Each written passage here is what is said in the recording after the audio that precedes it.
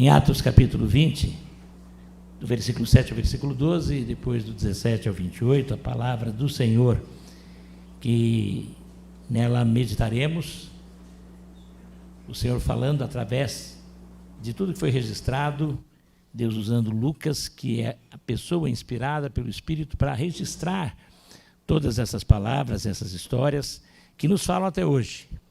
Eu quero pensar hoje em um tema que a gente, quer queira, quer não, está falando sobre ele sempre, pensando nele sempre: morte, bênção e vida. Quem não pensa na morte? Em algum momento a gente pensa. Em algum momento a gente se encara. Bênção. Quem não quer uma bênção? Eu quero.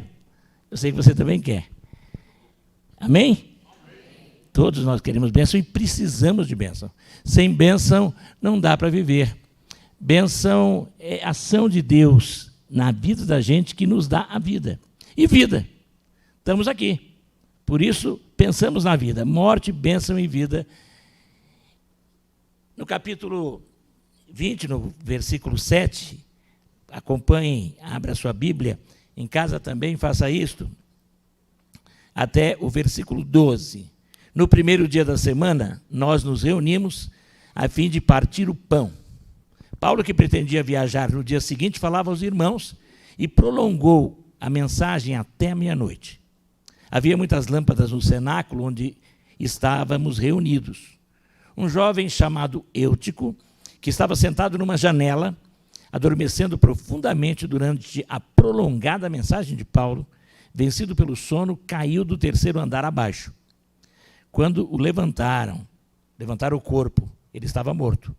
Mas Paulo desceu, inclinou-se sobre ele e, abraçando-o, disse: não fiquem alvoroçados, pois ele está vivo. Subindo de novo Paulo, partiu o pão e comeu, e lhes falou ainda muito tempo até o amanhecer, e assim partiu. Então conduziram um vivo rapaz e sentiram-se grandemente confortados. Do versículo 17 ao 28, a palavra de Deus continua. De Mileto, Paulo enviou uma mensagem a Éfeso, pedindo aos presbíteros da igreja que se encontrassem com ele. E quando chegaram, Paulo lhes disse: vocês sabem como me conduzi entre vocês em todo o tempo, desde o primeiro dia em que entrei na província da Ásia, servindo o Senhor com toda humildade, com lágrimas e com as provações que me sobrevieram pelas ciladas dos judeus. Vocês sabem que jamais deixei de anunciar o que fosse proveitoso e de ensinar isso a vocês publicamente e também de casa em casa, testemunhando tanto a judeus como a gregos o arrependimento para com Deus e a fé em nosso Senhor Jesus Cristo. E agora, impelido pelo Espírito, vou para Jerusalém, não sabendo o que ali vai me acontecer, exceto que o Espírito Santo de cidade em cidade me assegura que prisões e sofrimentos estão à minha espera. Porém, em nada considero a minha vida preciosa para mim mesmo, desde que eu complete a minha carreira e o ministério que recebi do Senhor Jesus para testemunhar o evangelho da graça de Deus. E agora eu sei que todos vocês, em cujo meio passei pregando o reino, não mais verão o meu rosto. Portanto, no dia de hoje testifico diante de vocês que estou limpo do sangue de todos, porque jamais deixei de lhes anunciar todo o plano de Deus. Cuidem de vocês mesmos e de todo o rebanho, no qual o Espírito Santo os colocou como bispos, para pastorearem a igreja de Deus, a qual ele comprou com o seu próprio sangue. Pai querido, obrigado por tua palavra que é viva e eficaz. Obrigado porque o Senhor já nos tem falado até aqui, através das canções e também das informações tão importantes que nos edificam. Mas agora, Senhor, fala-nos através da exposição da palavra. Em nome de Jesus oramos. Amém. Morte, bênção e vida. Pensando naquilo que aconteceu ali com Eutico no início da leitura que fizemos, isso até dá título de revistinha de literatura de cordel, né? Foi um culto abençoado. O irmão morreu, mas foi vivificado. Foi o que aconteceu com Eutico, né? Não é literatura de cordel? Parece. E aconteceu isso. O irmão morreu, mas ele é vivificado. O texto, aquele texto que nós lemos, mas eu quero ler apenas alguns versículos dele. E eu queria que, se você puder, aqui em casa, Se você está enxergando, leia comigo. Um jovem chamado Eutico, que estava sentado numa janela, adormecendo profundamente durante a prolongada mensagem de Paulo, vencido pelo sono, caiu do terceiro andar abaixo. Quando o levantaram, estava morto. Mas Paulo desceu, inclinou-se sobre ele, abraçando-o, disse: não fiquem alvoroçados, pois ele está vivo. O irmão morre por culpa do pregador e do diretor de patrimônio. Pregador porque já naquela época havia os pregadores que se estendem. Departamento de patrimônio, porque talvez não cuidou direito das lâmpadas, eram lamparinas, e a fumaça daquilo esse lugar que estava, seria o terraço, a cobertura de um prédio que tinha 2 andares, era o terceiro andar, provavelmente a cobertura, e o diretor de patrimônio não colocou vidro nas janelas. E ele, sentado, quando foi para trás, caiu. É que não tinha os vidros na janela, era assim mesmo. Aqueles espaços abertos, uma cobertura provavelmente por cima, e ali seria como hoje a gente sentar no alpendre, né? Sentar ali naquela muretinha, e cochilou, caiu. Graças a Deus que vocês têm bancos confortáveis, né? Cochila-se, vai para frente, vai para trás, mas ninguém cai. Essa questão, e uma coisa que eu quero pensar hoje, é morte. Como encarar? A morte é uma realidade, como já disse. Nós nascemos morrendo, alguém declarou. E lutamos para não morrer, mas já nascemos indo para ela. Porque, na verdade, ela é castigo. Romanos 6:23a, primeira parte, diz: o salário do pecado é a morte. A morte é consequência do pecado e por isso ela atinge a todos nós. E não há como dela escapar, a não ser que, crendo que o Senhor vai voltar a qualquer momento, os que estiverem serão transformados, mas isso será para a minoria. A maioria de nós todos passará pela morte, mas não apenas por este texto, mas outros textos mostram que a morte não é o fim. Eutico ressuscitou e a ressurreição é um sinal de que existe a vida após a morte. Há 10 casos de ressurreição na Bíblia. Em 1.500 anos de história, são 10 casos. Você tem o caso de Elias ressuscitando o filho da viúva de Sarepta, Eliseu ressuscitando o filho da sunamita, e os ossos de Eliseu, ressuscitando um homem que, quando o pessoal estava invadindo, jogam o corpo dele, ele bate nos ossos e levanta. Também, aí você vai para o Novo Testamento. No Velho Testamento, que registra a maior parte da história bíblica, só tem 3 casos registrados. No Novo Testamento, você vai ter 7 casos. 3 diretamente ligados a Jesus e tem um 4 que também está ligado a ele. Os 3 em que ele ressuscita a filha de Jairo, ele ressuscita a filha da viúva de Naim, ele ressuscita Lázaro. Em Mateus 27:57 tem um texto que eu não vou falar sobre ele aqui, que fala que Jesus Cristo, quando morre, não tinha ressuscitado ainda, os mortos de Jerusalém saem, os santos saem dos túmulos e aparecem a muitos. É um texto, a Bíblia é isso mesmo, não é para tudo ser esclarecido, muita coisa. Deus quer que a gente espere um pouquinho mais. Mistérios, a gente não entende exatamente, há uma série de explicações sobre isso, mas é uma realidade. Houve a ressurreição de vários, não diretamente pela intervenção de Jesus, mas pela ação, a morte de Jesus, e quando ele morre, Deus mostra que a vida estava presente, que a morte não era o fim. Quando Marta se aproxima de Jesus, reclamando dele ter se atrasado, e se ele tivesse chegado antes, o seu irmão não teria morrido, Jesus diz para ela que ele ainda ressuscitaria. Ela fala: eu creio na ressurreição do último dia, mas ele falou: eu sou a ressurreição e a vida. Você tem que encarar a morte não como um fim. Você tem que encarar a morte como o fim de uma etapa que inicia outra. E vai continuar, de alguma forma vai continuar, porque em Eclesiastes, capítulo 12, versículo 7, é dito que na morte, o corpo se torna pó e volta ao pó como era, e o espírito volta para Deus que o deu.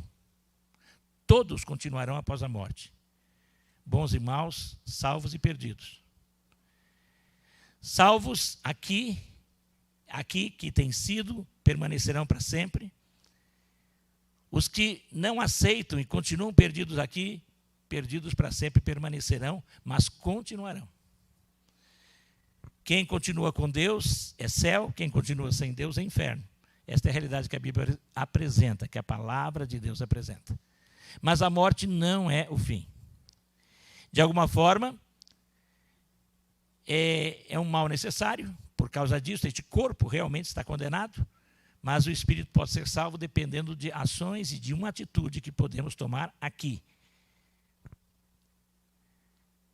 Agora, é interessante que depois fomos para o outro texto, porque todo o livro de Atos fala de muitas viagens, muitas mudanças, e você vira uma página ou lê algum versículo, você anda quilômetros, às vezes centenas ou milhares de quilômetros até, conforme aqui. E aqui, quando logo após Paulo ter ressuscitado Eutico, e ele estava lá em Filipos, quando essas coisas acontecem, e depois ele vai ainda para Troade, onde isso ocorre, e de Troade ele vai e chama até um outro lugar, perto de Éfeso, mas ele não quer chegar até a cidade de Éfeso, porque a cidade de Éfeso, o apóstolo Paulo, um homem realmente abençoado, teve as dificuldades, mas ele deixa uma igreja ali, aquela igreja estava estabelecida e líderes aquela igreja tinha. Eu gostaria de ler com os irmãos este texto. Vamos ler juntos? De Mileto, Paulo enviou uma mensagem a Éfeso, pedindo aos presbíteros da igreja que se encontrassem com ele. E quando chegaram, Paulo lhes disse: vocês sabem como me conduzi entre vocês em todo o tempo, desde o primeiro dia em que entrei na província da Ásia, servindo ao Senhor com toda humildade, com lágrimas e com as provações que me sobrevieram pelas ciladas dos judeus. Vocês sabem que jamais deixei de anunciar o que fosse proveitoso e de ensinar isso a vocês publicamente e também de casa em casa, testemunhando tanto a judeus como a gregos o arrependimento para com Deus e a fé em nosso Senhor Jesus Cristo. E agora, impelido pelo Espírito, vou para Jerusalém, não sabendo o que ali vai me acontecer, exceto que o Espírito Santo, de cidade em cidade, me assegura que prisões e sofrimentos estão à minha espera. Benção, como receber? É claro, a ressurreição foi uma bênção, a ressurreição de Eutico, mas Paulo continua a viagem e ele declara algo aqui que pode ser assustador. Ele sabia e o Espírito Santo o conduzia para Jerusalém e o dirigia para Jerusalém, mas este mesmo Espírito Santo revelava que em Jerusalém ele ia sofrer muito. Paulo era masoquista? Ele queria o sofrimento? Não. Paulo é alguém abençoado. Receber a bênção é, antes de mais nada, ser uma pessoa abençoada. E uma pessoa abençoada é aquela pessoa que tem plena convicção do que ele tem que fazer na vida. Como eu falei, todos naturalmente são perdidos. Quando a pessoa em vida tem um encontro com Jesus, ela passa a ter uma direção na vida, porque o Espírito Santo passa a entrar nela. Só que parece que alguns dos que têm o Espírito Santo são mais dirigidos que outros. E por quê? Porque se deixam mais dirigir do que outros. Esse próprio apóstolo Paulo, em um momento, ele fala: enchei-vos do Espírito. E alguém diz que o sentido dessa palavra é, certamente, deixe que o Espírito preencha todos os aspectos da sua mente, do seu corpo, do seu coração, das suas intenções, das suas ações e reações. Isso é ser cheio do Espírito Santo. E Paulo era alguém cheio do Espírito Santo. Por isso ele era abençoado. Receber a bênção de Deus é, acima de tudo, ser alguém abençoado. E alguém abençoado é quem tem o Espírito, o bendito Espírito, na sua vida, enchendo, preenchendo, tomando conta. Não apenas em alguns momentos de emoção, de êxtase, que podem acontecer, mas, acima de tudo, numa vida controlada e dirigida, com força suficiente para saber que perigos existem, mas sem medo. É claro que ele tinha as suas inseguranças, é claro que ele tinha as suas preocupações, mas ele aprender a entregar ao Senhor. E ele vai dizer mais tarde, escrevendo mais tarde, bem mais tarde, aqueles cristãos lá de Filipos, que ele aprendeu a viver contente em toda e qualquer circunstância. Ele sabia o que era ter fome, ele sabia o que era ter fartura, ele convivia bem. E aí no final, no versículo 13, que é mal interpretado muitas vezes e mal recitado tantas vezes, tudo posso naquele que me fortalece. Não é que ele podia declarar, agora vem aqui um banquete na minha frente, o banquete desce, não é isso. Mas é no sentido de que ele tinha equilíbrio suficiente para que no momento de tristeza ele não caísse na angústia e no desespero. E no momento de bênção, ele não fosse para o lado da euforia inconsequente. Por isso, é que ele diz, eu posso estar bem em toda e qualquer circunstância e por Jesus eu posso todas as coisas, um homem abençoado. Receber a bênção é, acima de tudo, receber a plenitude do Espírito Santo.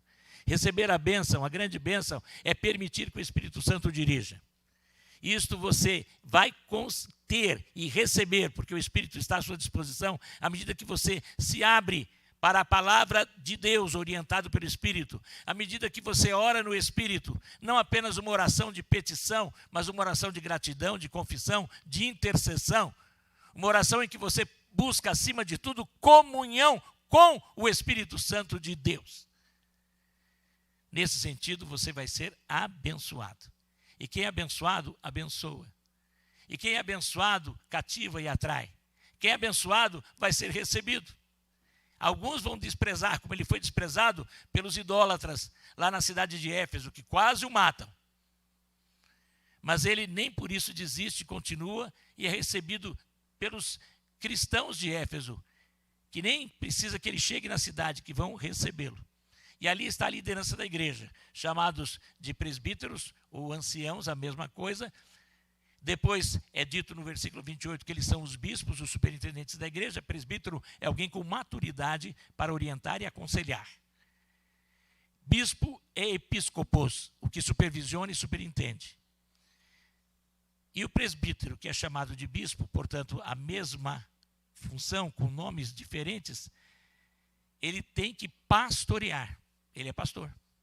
Então, pastor, presbítero e bispo, na Bíblia, é a mesma coisa. Mais tarde criaram-se distinções em diferentes administrações de igreja, mas originalmente é isso. E esses homens se sentem abençoados e se sentem entristecidos porque ele disse que não os veria mais. Mas ele os abençoa.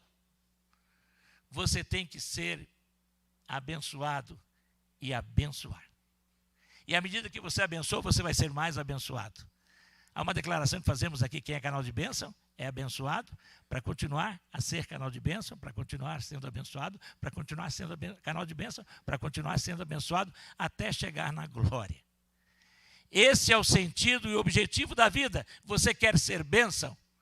Permita que o bendito Espírito preencha a sua vida e se torne bênção para os outros. E você cada vez mais vai ser abençoado. E é abençoado, e a Bíblia continua, porque ele tinha plena convicção, e vamos ler este texto também. Porém, em nada considero a vida preciosa para mim mesmo, desde que eu complete a minha carreira e o ministério que recebi do Senhor Jesus para testemunhar o evangelho da graça de Deus.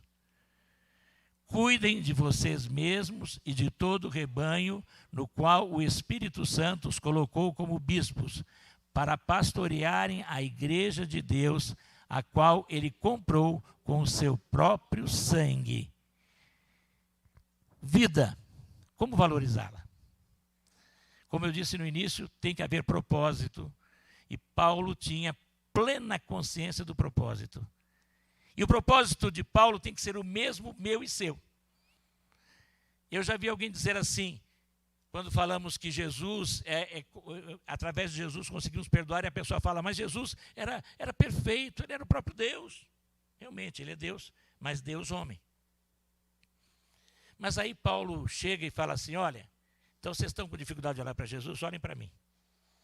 Sejam meus imitadores como eu sou de Cristo.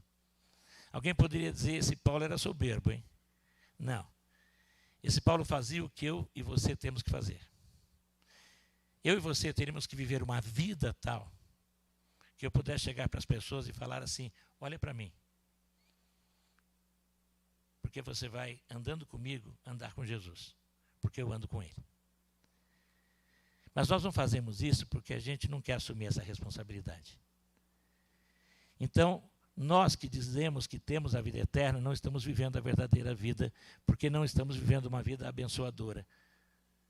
Temos que olhar para Jesus e ter plena consciência do propósito principal dele aqui, que é revelar a glória dele e revelar a graça dele. Ele fala sobre essa graça. Eu quero testemunhar o evangelho da graça de Deus, e a vida só vale e só tem valor se eu cumprir a minha carreira, que é testemunhar, é espelhar a glória de Deus, a graça de Jesus, e espalhar a glória e a graça de Jesus. Espelhar e espalhar. Alguém diz, o importante é eu dar o meu testemunho. Quietinho ali, as pessoas vão olhar e ver que eu ajo direitinho. Tem muita gente que aparentemente age direitinho também, e não tem nada a ver com Jesus. Mas Paulo não só agia direitinho, ele falava das coisas certas e direitas. Eu tenho que viver o que eu prego, mas eu tenho que pregar o que eu vivo. Uma coisa não funciona sem a outra. Palavra e ação, ação e palavra. A vida para o crente só vai valer a pena se você de fato se envolver com o evangelho da graça de Deus. De manhã, isto foi pregado aqui. Porque todo este livro de Atos, que como temos dito, são os atos do Espírito Santo, ou as ações daqueles que foram dirigidos e cheios do Espírito Santo, e que são modelo para mim e para você, eles se preocuparam acima de tudo em espelhar e espalhar a glória de Deus, que é anunciar a graça de Jesus. E aí no fim ele diz, porque eu que sou igreja, você que é igreja, você que já é salvo por Jesus, você que já tem certeza que vai para o céu, você que o aceitou, você que recebeu o Espírito Santo, você, meu irmão e minha irmã, foi resgatado e comprado pelo sangue de Cristo. E só há uma maneira de você agradecer a Jesus, pelo sacrifício dele. Nada você pode fazer. Não são os seus jejuns, as suas vigílias, sejam onde forem. Mas, na verdade, o que você tem que fazer é, em todo o tempo, obedecer a ele. Testemunhar da graça dele. E, desta maneira, ao anunciar e ao fazer o que ele quer, você vai estar dizendo, muito obrigado, Senhor. Eu faço a coisa certa, não para merecer alguma coisa, mas por já ter recebido. E eu faço a coisa certa, porque através dela eu digo, muito obrigado, Senhor. A maior maneira de louvar ao Senhor, é importante louvá-lo com canções, é importante louvá-lo com os instrumentos, é importante louvá-lo com o coral, é importante louvá-lo no culto, mas acima de tudo você tem que louvar no dia a dia, vivendo e falando daquilo que você tem visto e ouvido, compartilhando, testemunhando. testemunhando ao ponto até de ser de fato testemunha. A palavra testemunha em grego é mártir. Mas a palavra passou a ter o sentido que nós hoje entendemos de martírio, de alguém que morre por uma causa, a partir dos apóstolos. Porque eles pagaram com a própria vida o testemunho que davam. Jesus ressuscitou.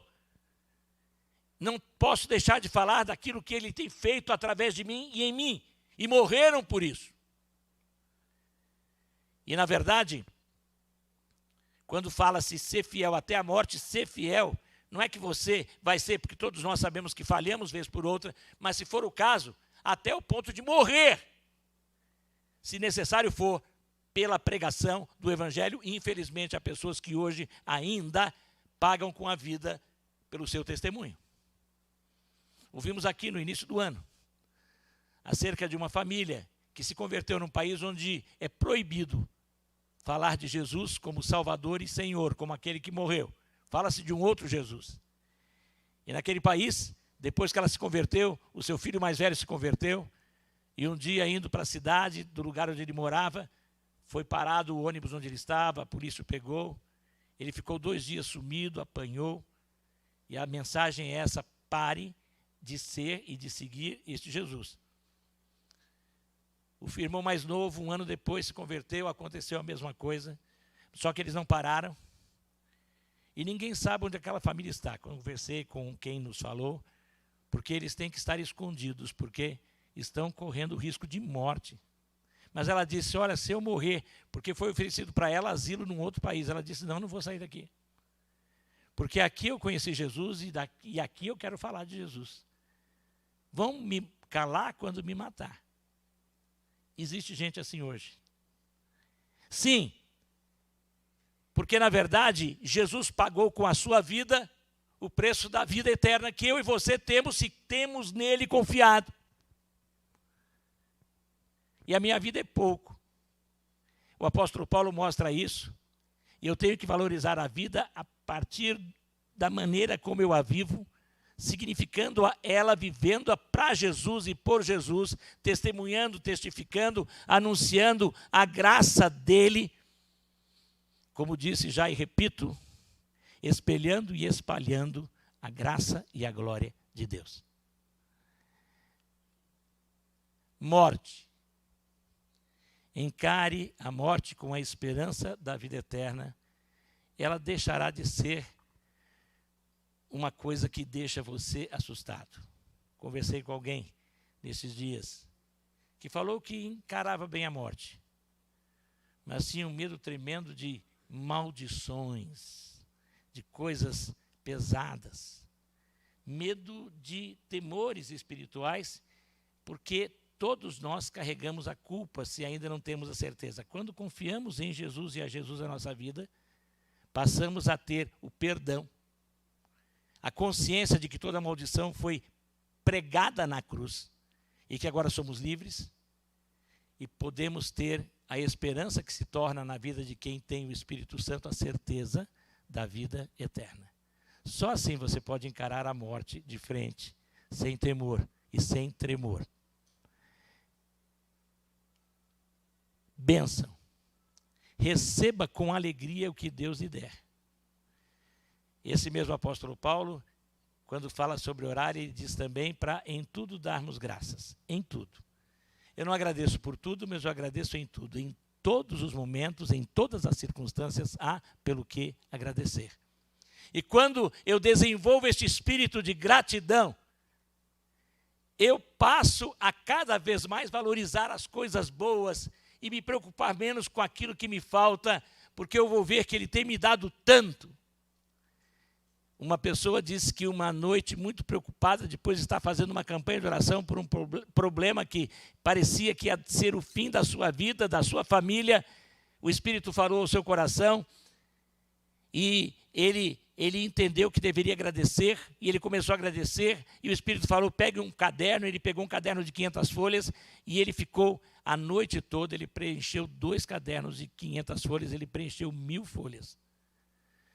Porque à medida que ele foi orando a Deus, o Senhor foi colocando no coração dele todas as bênçãos. Ele foi colocando as bênçãos que ele tinha desde pequenininho, ele tinha mais de 60 anos. Então ele foi colocando todas aquelas bênçãos. E ele disse que se tivesse outro caderno, ele teria mais do que preencher. Quando ele foi ver, já eram 5 horas da manhã. Ele falou, depois de quase um mês, eu dormi. No outro dia eu tinha que acordar às 8. Eu acordei às 8. E acordei bem. Porque eu fui abençoado, louvando ao Senhor por todas as bênçãos que Ele me tem dado. Desenvolva o espírito de gratidão e receba com alegria o que Ele lhe der, porque tudo que Ele permite na sua vida, você pode ter certeza que coopera para o seu bem, se você ama a Deus. Todas as coisas contribuem juntamente para o bem dos que amam a Deus, dos que são chamados segundo o seu propósito. Falo aqui, não me canso de repetir, na vida de quem ama a Deus, não existe nem sorte, nem azar, nem acaso, nem coincidência, existe o propósito de Deus. E se você receber com alegria, isso é a grande bênção. Vida, valorize-a vivendo com Cristo, por Cristo e para Cristo, espelhando e espalhando a glória e a graça de Deus. Então vamos dizer como fazer?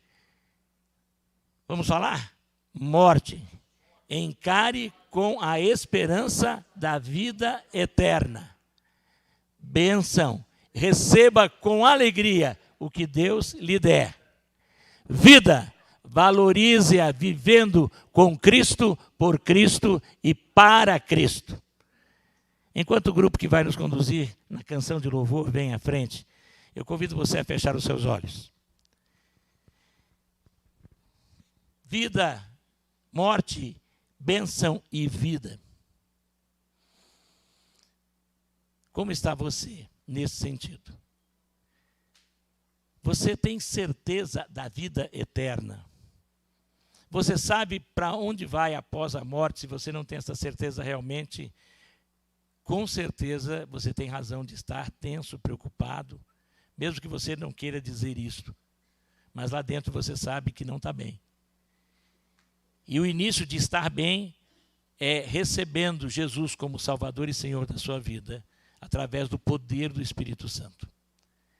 E eu quero orar por você. Se você tem alguma dúvida, eu gostaria de receber agora este Jesus. Estamos de olhos fechados. Levante a sua mão, dizendo assim: eu quero entregar a minha vida a Jesus. Eu quero tê-lo como Senhor e Salvador da minha vida. Erga a sua mão, se você o quer fazer, porque eu quero orar por você. Amém. Pela irmã que confirma.